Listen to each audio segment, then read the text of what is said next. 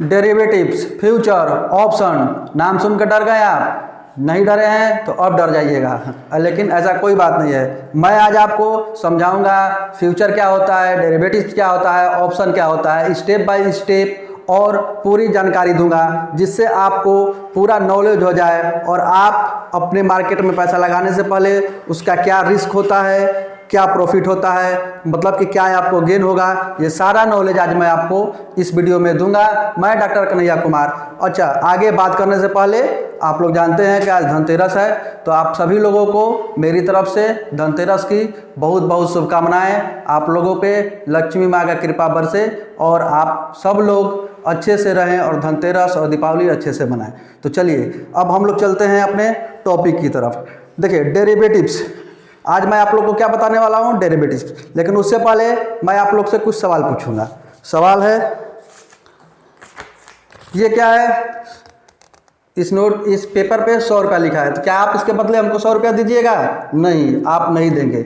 लेकिन अगर मैं ये बोलूँ, ये भी एक पेपर ही है, लेकिन इसके बदले मैं बोलूँ कि मुझे 100 रुपया को कोई सामान दे दे या कोई चीज़ दे दे, तो आप देने के लिए रेडी हो जाइएगा। क्यों हो जाइएगा? क्योंकि इस पे भी 100 रुपया भी लिखा है और इस पेपर पे भी 100 रुपया लिखा है, लेकिन आप इसके बदले इसलिए देने के लिए तैयार हो जाइएगा क्योंकि यहाँ पे हमारे आरबीआई के गवर्नर का सिग्नेचर है। आप लोग देखते होंगे नोट्स पे हमारे आरबीआई के गवर्नर का सिग्नेचर होता है। तो आप क्यों इसको देंगे? क्योंकि इस नोट की वैल्यू किससे हो गई? सिग्नेचर से हो गई। तो ये नोट जो है, ये पेपर जो है, किस चीज़ को डिराइव कर रहा है? गवर्नर के सिग्नेचर के वजह से इसका 100 रुपया वैल्यू हो गया। क्या इस नोट को बनाने में 100 रुपया लगा है? नहीं, क्योंकि आरबीआई के गवर्नर जो हैं वो उन्होंने इस पे साइन किया है, उस साइन की वैल्यू को ये ड्राइव कर रहा है, इसलिए इस नोट का वैल्यू 100 रुपया है। चलिए, अब आप सोचेंगे कि जो क्वाइन होता है, सिक्का होता है, उस पर तो नहीं होता है आरबीआई के गवर्नर का साइन।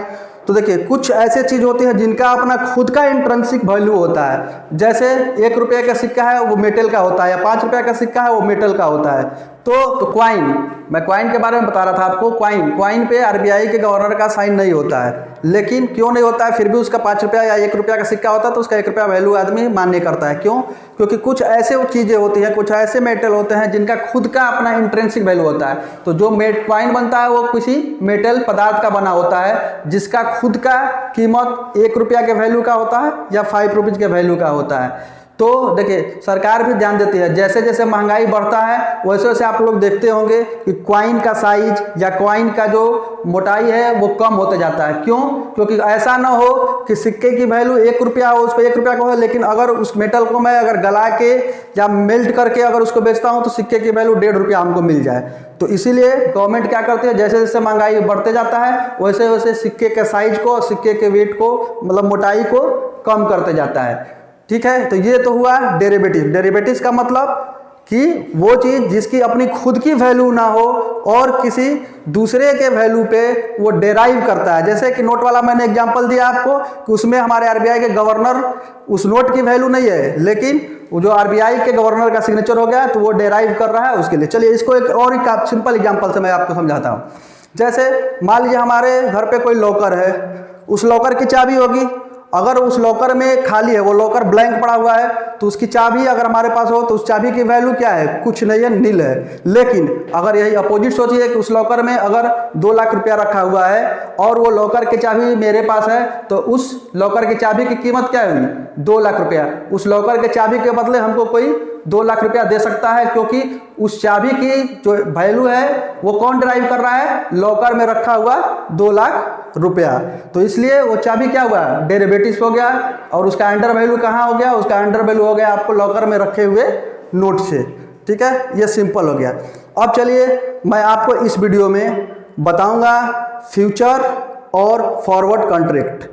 ठीक है, मैं ये वीडियो एक्चुअली मेरे कुछ स्टूडेंट हैं जिन्होंने मुझसे ये क्वेश्चन पूछा था, तो मैंने सोचा चलो उनको तो बताऊंगा, लेकिन साथ साथ आप लोग को भी बता देता हूँ। अगर आपको ये वीडियो हमारा अच्छा लगेगा तो आप नीचे हमारे डिस्क्रिप्शन बॉक्स में कमेंट करिएगा, लाइक करिएगा, और कमेंट को पढ़ के अगर आप लोग को आगे और कुछ वीडियो बनाना होगा इससे रिलेटेड तो मैं आगे वो भी बनाऊंगा। तो चलिए, सबसे पहले हम बताते हैं आपको फॉरवर्ड कॉन्ट्रैक्ट क्या होता है। फॉरवर्ड कॉन्ट्रैक्ट का मतलब ये हुआ कि जो कॉन्ट्रैक्ट किया हमने आज के डेट में, लेकिन जो भी हमारा कॉन्ट्रैक्ट पूर्ण होगा वो आने वाले फ्यूचर में पूर्ण होगा। जैसे मैं एक सिंपल सा एग्जांपल लेके आप लोग को बताता हूँ। जैसे एक किसान है, कोई आलू का खेती करता है और कोई एक MNC है, मल्टीनेशनल कंपनी है जो चिप्स बनाती है। तो क्या हुआ कि अभी किसान ने जब अपने खेत में फसल लगाया, मतलब आलू को अभी बोया है, अभी फसल हुआ नहीं है पूरा, तभी वो मल्टीनेशनल कंपनी आई उस किसान के पास और उसने बोला कि आपको मैं अभी आपके आलू का कीमत 15 रुपया किलो के हिसाब से दे रहा हूँ, लेकिन जब आलू हो जाएगा तो उस समय आलू का प्राइस कुछ भी होगा उससे कोई मायने रखता है, हमको आप 15 रुपया ही दीजिएगा। किसान भी सोचता है चलो ठीक है, ये हमको अभी 15 रुपया मिल जा रहा है, पता नहीं पिछली बार फसल नुकसान हो गया था तो हमको बहुत ज़्यादा माल का सप्लाई हो गया था, बहुत ज़्यादा आलू की खेती हो गई थी, तो आगे जाके जब आलू का फसल तैयार हुआ था उस समय आलू की कीमत 10 रुपया हो गई थी, तो हमको अभी 15 रुपया मिल जा रहा है। अगर आलू का दाम घट भी रहा है तो वो जो मल्टीनेशनल कंपनी है उससे 15 रुपया में ही लेगा, क्योंकि उसने आज के डेट में अपना कॉन्ट्रैक्ट करा लिया। तो इसमें दोनों क्या हुए, दोनों विन विन सिचुएशन में हो गया। अब मल्टीनेशनल कंपनी क्या सोच रही है कि पिछले साल क्या हुआ था कि मौसम के चलते आलू की खेती बहुत कम हुई थी, इसलिए उस समय जब आलू का फसल तैयार हुआ था तो आलू की कीमत पिछले साल ज़्यादा हो गई थी, 20 रुपया हो गई थी, इसलिए हमको महंगा पड़ा था, इसलिए आज हम 15 रुपया में ही कॉन्ट्रैक्ट कर लेते हैं। बढ़ जाए या घट जाए, बढ़ भी जाता है तो हमको 15 रुपीज़ में ही वो आलू मिलेगा। तो इसमें दोनों उस समय एट ए प्रेजेंट टाइम दोनों विन विन कंडीशन में है। फ्यूचर में क्या होगा, बढ़ जाएगा कि घट जाएगा, तो वो दोनों को इफेक्ट करेगा, लेकिन फिलहाल दोनों विन विन कंडीशन में हैं। तो ये क्या हुआ, ये हुआ फॉरवर्ड कॉन्ट्रैक्ट। और फॉरवर्ड कॉन्ट्रैक्ट कैसे होता है, ये फिजिकल होता है, दो लोगों के बीच होता है, इसमें थर्ड पार्टी कोई इन्वॉल्व नहीं है। मान लीजिए अब देखिए क्या होता है, मान लीजिए कॉन्ट्रैक्ट बन गया और आलू का रेट सस्ता हो गया, तो जब आलू का रेट सस्ता हो गया, अगर वो कंपनी वाला जो मल्टीनेशनल कंपनी है वो किसान से आलू नहीं लेता है, कहीं और से ले लेता है, तो किसान बेचारा क्या करेगा, कितना कोर्ट का चक्कर काटेगा, कितना क्या करेगा, कितना उससे मल्टीनेशनल कंपनी से केस लड़ेगा, ठीक है। तो यहाँ पे कोई थर्ड पार्टी नहीं है जो दोनों के ऊपर कंट्रोल रखता हो। अब आ जाइए आप फ्यूचर में। फ्यूचर अब शेयर मार्केट में जो फ्यूचर ट्रेड होता है उसमें क्या होता है, उसमें स्टॉक एक्सचेंज का कंट्रोल होता है, मतलब एक थर्ड पार्टी इन्वॉल्व होती है जो बायर और सेलर दोनों पे कंट्रोल करती है और उनको बाध्य करती है कि जो कंट्रोल आज के डेट में हो गया, अगर फ्यूचर में भी कुछ भी हो जाता है तो जिसने जो बायर है उसको बेचना ही पड़ेगा और जो सेलर है उसको खरीदना ही पड़ेगा। चलिए अब इसको मैं आपको स्टॉक एक्सचेंज में एग्जाम्पल के थ्रू समझाता हूँ। जैसे अगर आज मान के चलिए टाटा मोटर्स के शेयर, एक शेयर का प्राइस 300 रुपीज़ है और आप लोगों को ये लग रहा है या हमको ये लग रहा है, किसी को ये लग रहा है कि आने वाले 1 महीना या 2 महीना में टाटा मोटर्स के शेयर के प्राइस 500 रुपीज़ हो जाएगी, मतलब पर शेयर हमारा 200 का बेनिफिट हो जाएगा।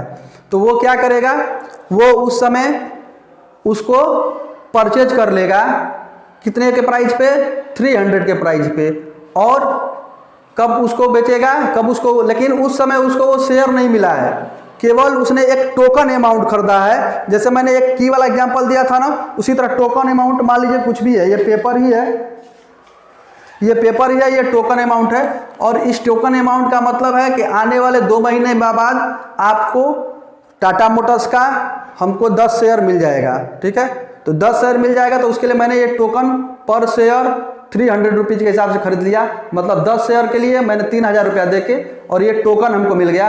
वो जो शेयर है वो हमारे डीमेट अकाउंट में डिलीवर नहीं हुआ है, बस हमको ये टोकन मिला है और इस टोकन को सब लोग मान्य करेंगे क्योंकि इस टोकन की वैल्यू क्या है, 10 टाटा मोटर्स का शेयर।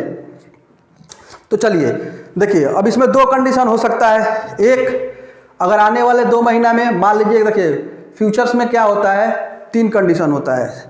एक होता है नियर मंथ, एक होता है नेक्स्ट मंथ और एक होता है फार अवे मंथ। मतलब एक विद इन मंथ हो गया जो कि उसी मंथ में 1 महीना के लिए, एक हो गया नेक्स्ट मंथ मतलब 2 महीना के लिए, एक हो गया फार मंथ मतलब कि 3 महीना के लिए।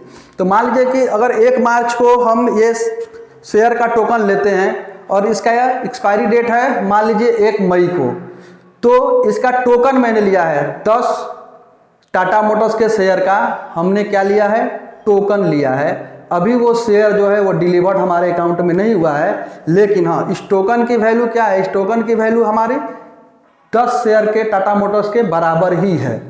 तो अब देखिए क्या, इसमें 2 ऑप्शन हो सकता है, एक या तो शेयर का प्राइस घट सकता है या तो शेयर का प्राइस बढ़ सकता है। तो अगर शेयर का प्राइस बढ़ भी रहा है तो भी जिस जो सेलर है उसको आपको वो शेयर आपके अकाउंट में जब एक्सपायर होगा तो उस समय देना ही देना होगा। और शेयर का प्राइस अगर घट भी गया तो आपको उतने ही घट भी गया तो आपको उस प्राइस में उस शेयर को आपके यहाँ डिलीवर होगा ही होगा। और आपको फिर वो कितने का हो गया, मान लीजिए 300 का है, 200 शेयर का दाम हो गया तो आपको 100 रुपया पर शेयर का लॉस हो गया। तो ये है फ्यूचर जो कि हम लोग ट्रेडिंग करते हैं शेयर मार्केट में। लेकिन अब आप एक चीज़ आप लोग ये भी पूछिएगा, इसमें एक ऑप्शन और आएगा कि सर अगर हमको सेम शेयर का प्राइस का पैसा देके अगर हम फ्यूचर में ट्रेड कर रहे हैं तो हम जनरल में, डिलीवरी में या इक्विटी में ही क्यों नहीं शेयर कर ले उतना ही प्राइस को देके। तो ये बहुत लंबा कंसेप्ट है, इसको मैं आगे बताऊंगा कि ये क्यों लोग ऐसा करते हैं। मैक्सिमम मतलब जितना भी जनरल डिलीवरी उठती है उससे कहीं 10 गुना ज़्यादा लोग आपको फ्यूचर में ट्रेड करते हैं, ऑप्शन में ट्रेड करते हैं। तो क्यों करते हैं इसका मैं आपको आगे बताऊंगा कंसेप्ट। लेकिन फिलहाल आप लोग ये समझिए, फ्यूचर का मतलब हो गया कि अभी जो हम खरीदे उसको एक टोकन अमाउंट ले लिए और वो एक उसकी एक्सपायरी डेट तक, जैसे 1 महीना, 2 महीना, 3 महीना, तो 3 महीना बाद हमारा जो शेयर है वो हमारे अकाउंट में आ जाएगा। अगर प्राइस बढ़ गया तो हमें फ़ायदा होगा, प्राइस घट गया तो हमें लॉस होगा। अब एक चीज़ और है इसमें फ्यूचर में, देखिए 90% लोग क्या करते हैं, ऐसा नहीं है, मान लें मैं आज ही अगर मैंने टाटा मोटर्स का 300 में शेयर खरीदा और 15 दिन बाद ही, मतलब 1 मार्च को मैंने खरीदा है और 15 मार्च को ही टाटा मोटर का शेयर का रेट 300 से बढ़ के 500 हो गया। तो जब 500 हो गया तो हमारे टोकन का भी वैल्यू बढ़ गया। तो हम क्या करेंगे, क्योंकि अगर 15 दिन में ही 200 रुपया पर शेयर पे बढ़ गया, अभी हमारा कॉन्ट्रैक्ट का मतलब एक्सपायरी का 45 दिन मतलब 45 डेज बाकी है, तो हम अंदर से डरेंगे भी कि चलो बढ़ गया, अभी इस टोकन को हम मार्केट में सेल कर देते हैं, पता नहीं आने वाले 45 दिन में फिर घटेगा कि बढ़ेगा। तो ये लेगा कौन आपके टोकन को, तो देखिए लेगा कौन, लेने वाला वो होगा जिसको ये लगेगा कि अरे अभी 15 दिन में इतना बढ़ गया, हो सकता है कि अभी तो 30 दिन बाकी है, 30 दिन में और बढ़ जाएगा शेयर का दाम, तो आपसे वो टोकन उस रेट पर ले लेगा। तो टोकन बेच के भी आपको फायदा हो जाता है। तो 90% लोग टोकन को ही सेल करते हैं, बाई करते हैं। लास्ट में जो बच जाता है तो वो डिलीवरी आपके अकाउंट में, डीमेट अकाउंट में डिलीवर हो जाता है। तो ये रहा आज का वीडियो, आप लोग को कैसा लगा हमें ज़रूर बताइएगा, कमेंट करिएगा, वीडियो को शेयर करिएगा, लाइक करिएगा। आप लोगों के लिए मैं ऐसा ही वीडियो बनाता रहूँगा और आप लोगों को सारा नॉलेज देता रहूँगा। धन्यवाद, नमस्कार।